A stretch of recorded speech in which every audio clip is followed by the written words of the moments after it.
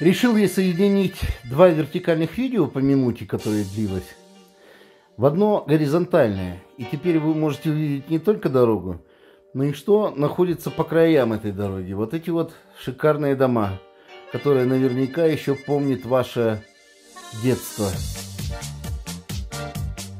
Но они в основном аварийные, и поэтому их переселяют вот такие дома, как вот желтый вот наподобие стоит.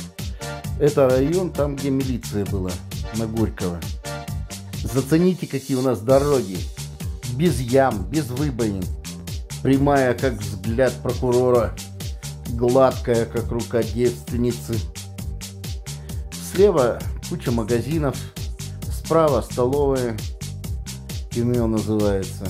Справа также библиотека. Знание это все-таки превыше всего. Слева опять магазин.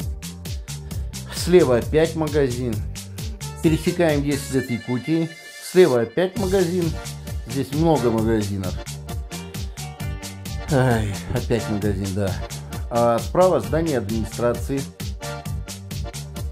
Здесь магазин опять Крокус.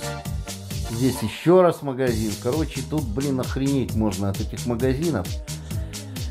Ох. Справа уже, получается, молочная кухня была. Здесь опять магазин. Их можно не перечислять. Я вообще-то раньше думал, что здание администрации столько же, сколько и магазинов.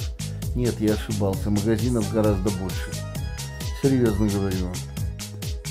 Но здесь опять пошла череда магазинов с левой стороны. А справа уже продают под магазины. Если кому-то повезет, и он продаст свою квартиру под магазин, то этот магазин уже автоматически становится не аварийным. А вот справа находится 7-й магазин, вы все помните об этом. А слева все пытается здание стать магазином, но никак не получается. Оно перепродается и так далее, но оно стоит непреклонно.